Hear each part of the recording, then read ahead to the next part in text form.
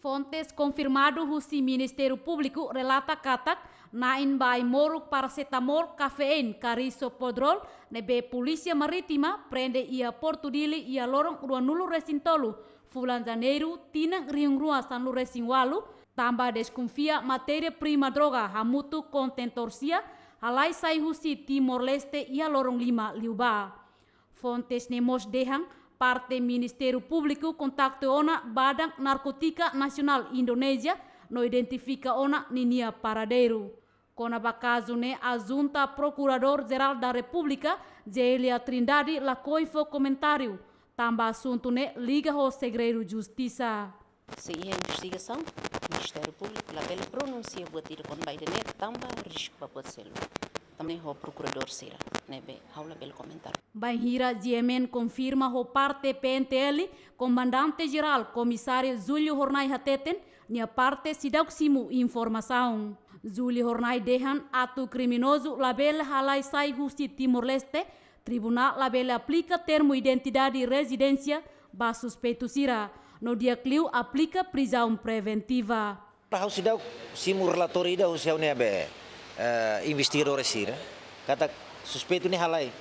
Agora kita buat sira usul na haurian informação ni mirori na halai ni rono sini be.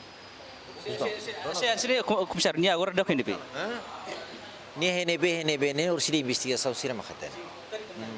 Segura e acontece hanesan caso boi além de hanesan mos caso da fundo da nele. Label acontece ni tribunal tambah saída mak for penatir.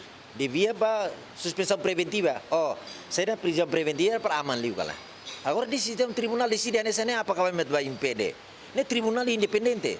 Ni atu decide ema atu ba prisão preventiva, ema ba tir, ema prisão periódica ni competência toma tribunal ini. Cidadão Indonesia ho inisial MK hanesan suspeito kanain ba contentorsia nebe desconfia material prima droga ho Polícia Marítima prende ia Porto Dili ia lorong uranlu resintolu fulan janeiro tinang rihung rua sanlu resingwalu hamutu konia maluk nain tolu.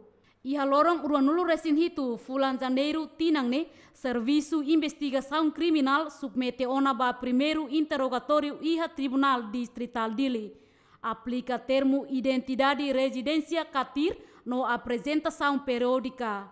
Tribunal aplica medida coação TIR ho apresentação periódica ba suspeito na tolo, tamba crime tolo nebe Ministério Público acusa la priense critéria. Crime tolo ne macanesang brancamento capital associação criminoso no combate tráfico droga. Equipa cobertura GMN.